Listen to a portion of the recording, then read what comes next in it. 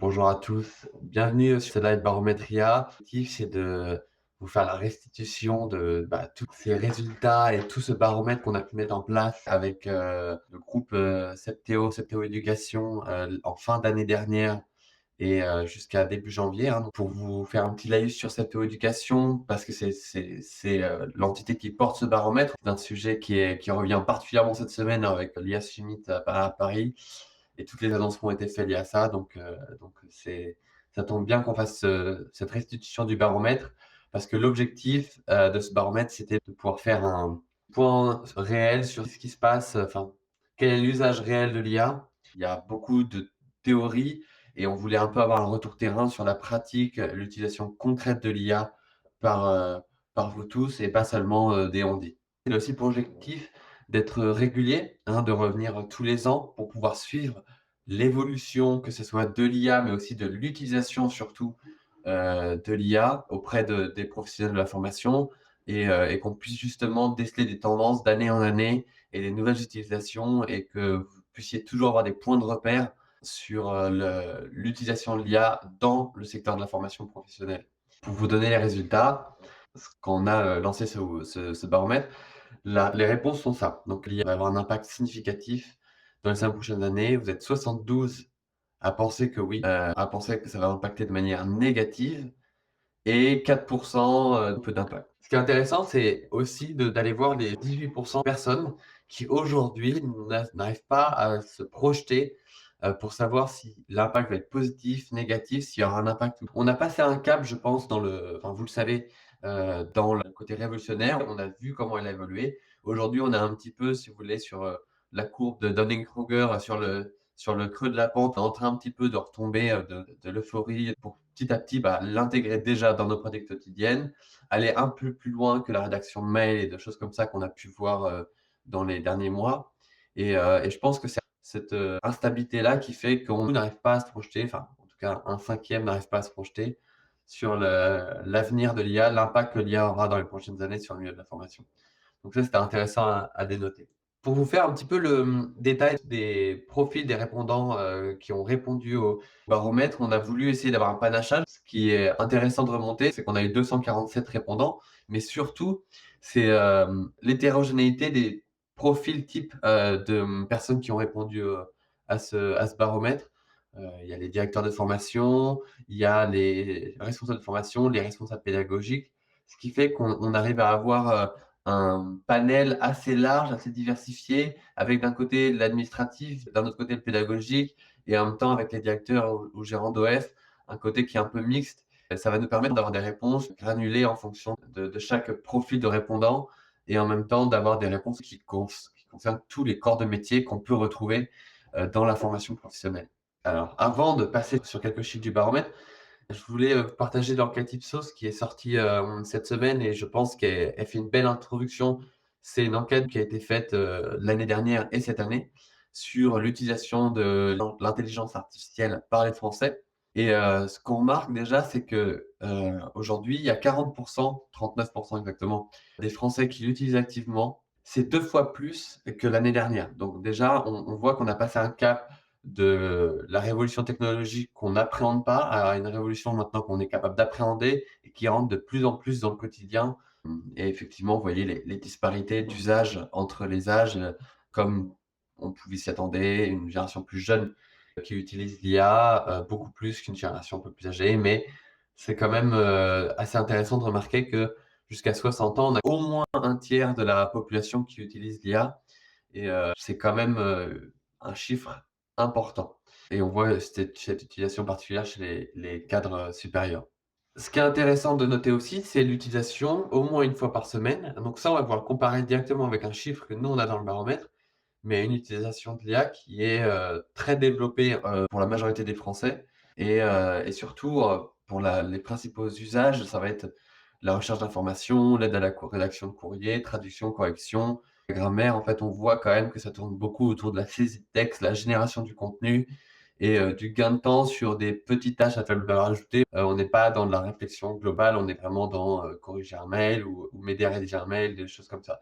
Donc on reste sur des usages qui sont pour l'instant très bas niveau et qui correspondent vraiment à des usages quotidiens Maintenant pour rentrer un peu plus dans le détail de notre baromètre, première question qu'on a posée, c'était, comment vous la percevez-vous? Est-ce que c'est une menace, une opportunité, un outil complémentaire ou un effet de mode? Cette donnée, elle va être importante à comparer au fur et à mesure des années, mais déjà ce qu'on peut noter est assez intéressant, c'est qu'on l'a beaucoup dit dans nos posts LinkedIn, seulement 1 considère l'IA comme une menace. C'est vraiment aux antipodes de ce qu'on pourrait imaginer. Alors je dis pas qu'il y aurait 95 des personnes qui pensent que c'est une menace, mais c'est qu'on parle beaucoup de menaces avec l'IA et finalement, quand on se rend compte un petit peu en questionnant les professionnels de la formation, c'est pas tant une menace que ça. Je pense qu'on peut le corréler évidemment avec le fait que l'IA, arrive sur, comme je le disais, la pente un peu descendante et qu'on a compris qu'elle nous remplacerait pas tous et qu'elle avait encore beaucoup de travail à faire. C'était facile d'arriver à un niveau de performance qui atteint peut-être 80 ou 85 de la capacité humaine, mais les 15 qui restent, c'est le dernier kilomètre qui est toujours le plus compliqué. Et ben, c'est un petit peu ça avec l'IA et je pense que c'est pour ça qu'aujourd'hui, on ne parle plus vraiment de menaces, mais on a compris que c'était plus un outil, un assistant qui aide sur des tâches vraiment à faible valeur ajoutée. Le niveau, pardon, de connaissance de l'IA aujourd'hui, vous vous situez à 2,54 sur 5, avec des grandes disparités, sur cette notation. On a remarqué qu'entre des responsables pédagogiques et des, chargés de formation, les moyennes n'avaient pas du tout les mêmes choses. Évidemment, les responsables pédagogiques avaient des notations plus élevées et des responsables de formation, des notations un peu plus faibles. Mais déjà, ce qui peut être intéressant de remarquer dans le graphique que je vous partage, c'est, l'utilisation, en corrélation avec ce que l'enquête Ipsos a dit. C'est-à-dire qu'une utilisation au moins une fois par semaine, souvent quotidiennement. Et ce qu'on peut remarquer surtout, c'est que ce sont les profils, de gérants, pédagogiques qui ont une utilisation plus poussée. Pour l'instant, on met en corrélation avec ce que disait Ipsos sur, l'utilisation plus développée chez les cadres supérieurs. On voit qu'un gérant d'OF, et un responsable pédagogique utilise plus l'IA quotidiennement qu'un chargé de formation ou un responsable de formation qui, vous le savez bien mieux que moi, ont les mains dans des choses bien concrètes qui sont pour l'instant, pas automatisables avec l'IA. Quand il faut planifier des sessions, alors il faut envoyer des convocations, pour l'instant, l'IA ne le fait pas. Et donc forcément, ces tâches quotidiennes, elles sont, prenantes et elles sont moins automatisables pour l'instant avec l'IA. Alors sur les usages, actuels et envisagés. Il n'y a pas vraiment de surprise, je pense, quand vous allez découvrir cette slide, mais c'est intéressant de noter que, qu'il y a une disparité des usages. Déjà, ce qu'on peut voir, c'est que, comme on peut s'en douter, la majorité, de l'utilisation de l'IA aujourd'hui est pour la création de contenu pédagogique. C'est arrivé avec les LMS, c'est quelque chose, qui s'est très développé rapidement. L'IA, elle est générative, donc elle est bonne pour créer du contenu, voilà, pour aider à créer des trames de quiz. Pareil pour le marketing commercial, la rédaction d'emails, on voit pas mal d'usages comme ça. Donc ça, c'est, pas étonnant et je pense que vous avez déjà entendu parler de ces usages-là. Maintenant, ce qui va être intéressant de voir, c'est les usages d'aujourd'hui, mais quels usages vous envisagez d'avoir? Quels sont les usages demain, en 2025-2026? Ce qu'on voit, c'est, au niveau pédagogique, ça ne bouge pas. Donc, ça traduit le fait qu'on ne veut pas faire plus parce que la qualité ne permet pas de faire plus aujourd'hui, mais on en est assez satisfait pour ne pas non plus, arrêter cet usage. Ça a comblé un vrai besoin. Ce qu'on voit, au niveau marketing commercial, c'est qu'on est peut-être allé un peu trop loin et du coup, vous avez plus envie de revenir en arrière sur l'utilisation de l'IA dans le marketing commercial. Je pense qu'aujourd'hui, on a vu beaucoup de choses sur LinkedIn, on est sur de très bons supports pour parler de ça. Il y a des posts qui sont générés avec l'IA, il y a, tout un tas d'images, de choses comme ça qui sont générées avec l'IA. La qualité est, plus ou moins satisfaisante et je pense qu'on a peut-être passé le cap de se dire: «OK, on peut faire tout avec l'IA, même la communication, pour revenir faire quelque chose d'un peu plus authentique, un peu plus humain, qui fait vraiment la différence». Par contre, ce qui est vraiment la grosse différence dans ces utilisations envisagées, c'est, tout ce qui va être pédagogie, qui n'est aujourd'hui pas forcément permis avec l'IA sur la partie, pardon, administrative. Donc c'est la gestion administrative, l'amélioration du suivi de la qualité, l'évaluation des compétences, le suivi en formation et cetera. Ça va être beaucoup plus sur des tâches administratives et donc, à destination des chargés de formation ou des responsables de formation et moins, côté, pédagogie et marketing commercial comme vous pouvez le dire. Donc il y a un vrai besoin aujourd'hui d'IA dans les métiers qui touchent vraiment à la gestion de la formation. Ce qui est des avantages perçus, évidemment le gain de temps. Quand on voit le temps qu'on peut gagner, sur la rédaction de certains mails, la correction de certaines fautes, la traduction, c'est vraiment, le cœur métier de l'IA. Heu, la modernisation des pratiques aussi, hein. C'est aussi pour ça qu'on a vu que les gens, s'emparent de plus en plus de l'IA pour ne pas laisser passer le train en marche et justement, moteur et acteur de cette révolution. Et créativité, instantanéité, c'est totalement dans les usages qu'on imagine aujourd'hui, avec une IA qui nous donne des idées, qui est un petit peu là pour nous insuffler, un une idée sans pour autant être, pertinente de A à Z à 100. Mais, pour ce qui va être d'initier un projet, une idée, on est typiquement dans ce que l'IA est capable de faire aujourd'hui. Important de savoir, c'est que la réduction de coûts n'est pas un avantage perçu. On aurait pu penser que l'IA remplace l'humain pour gagner de l'argent, pour avoir des coûts et cetera. Finalement, on n'est pas du tout là-dedans et c'est plutôt très rassurant que, ça soit pas, dans le top 4 des avantages perçus. Pour ce qui est des principales inquiétudes et on le voit de plus en plus avec notamment ce qui a pu se passer, dans d'autres pays, dans d'autres démocraties et cetera, sur la gestion de l'information, effectivement, il y a la notion des données. Comment on gère la donnée, comment on la protège, comment on s'assure qu'elle soit vérifiable, fiable. En fait, il y a tout un vrai sujet derrière la donnée, que ce soit de confidentialité et d'utilisation de la donnée. Donc, avec ce qui s'est passé cette semaine, l'IA Summit, il y a de plus en plus de grandes entreprises qui vont créer des data centers en France et en Europe pour justement se conformer à la RGPD. C'est des choses qui ont été annoncées. Mais jusqu'ici, et je pense que cette confiance à la donnée va être améliorée, mais jusqu'ici, il y avait, une vraie inquiétude sur l'utilisation des données. Qu'est-ce qu'on peut communiquer? Est-ce que si, demain, moi, dans un prompt, je mets un prénom, une adresse mail, à quelqu'un à l'autre bout de la France, demande ce nom, ce prénom, et l'adresse, est-ce qu'il pourrait la trouver? C'était vraiment un vrai enjeu de savoir ça et ça reste aujourd'hui une problématique et une inquiétude du fait que l'IA soit aussi assez opaque, hein. L'IA la plus populaire, c'est ChatGPT, c'est pas une IA open source, donc on ne sait pas comment sont traitées les données. Il y a pas de charte éthique, il y a pas de transparence vis-à-vis des données, donc ça reste une inquiétude majeure. Déshumanisation des échanges, évidemment, si on commence tous à se faire écrire des mails par l'IA et à se répondre avec des l'IA, on va avec des choses très génériques et on va enlever le côté humain, la sensibilité, l'émotion ou même la relation qu'on peut développer les uns avec les autres. Donc c'est une inquiétude, qui est légitime et qui est normale qu'il soit en 2e position et encore une fois, à l'inverse de ce qu'on pourrait penser, l'impact sur l'emploi et les coûts ne sont pas des inquiétudes. On a compris qu'il y a ses limites et donc on a très vite compris aussi que l'impact sur l'emploi serait moins important que ce qu'on a pensé. Ça ne veut pas dire qu'il y aura pas d'impact, ça ne veut pas dire qu'il sera positif ou négatif, ça reste encore à cadrer, mais en tout cas, ce qu'on a tous compris globalement, c'est que, c'est pas du jour au lendemain qu'on va se faire remplacer par une IA. On vient sur les IA les plus utilisées. Je pense qu'il y a pas de il y a pas de vraie surprise ici. J'espère que l'année prochaine, Mistral sera en 1re ou en 2e position parce qu'il faut soutenir nos IA françaises. Mais, ce qui est intéressant de noter aussi, c'est que Copilot, aujourd'hui, c'est une IA embarquée sur Microsoft. Microsoft a pris des parts dans ChatGPT et a fait une version, de ChatGPT fine-tunée, donc améliorée, pour répondre aux cas d'usage concrets qu'ont les utilisateurs de la suite Office de site Microsoft. Donc en fait, si on regarde un petit peu de la big picture, on voit qu'en fait, numéro 1 et numéro 2, ce sont ChatGPT. Ensuite sur, en Gemini, Claude, Mistral, Llama, ce sont vraiment des modèles à part entière. Maintenant, on a posé la question sur les IA les plus utilisées, dans les outils du quotidien. Et forcément, alors, on a évidemment posé la question aux clients d'Andréo et aux clients IMAG et aux personnes qui étaient dans notre cercle d'influence, si on peut dire ça comme ça. Ensuite, on a les LMS.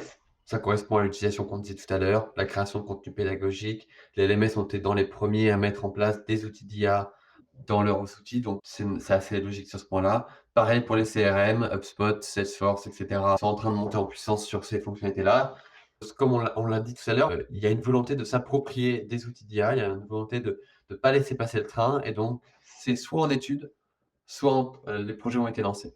Donc, je pense que ça correspond à pas mal de ce que d'entre vous, mais c'est intéressant de noter aussi qu'il y a 7 qui, pour l'instant, restent dans l'attente un petit peu avant de vraiment intégrer l'IA dans leur processus et dans leurs projets.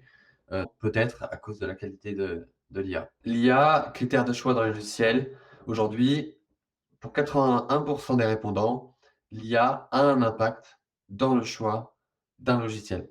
Soit c'est un outil complémentaire qui est adapté, hein, soit pour 20 c'est même un critère déterminant. C'est-à-dire que l'IA aujourd'hui doit être dans le logiciel.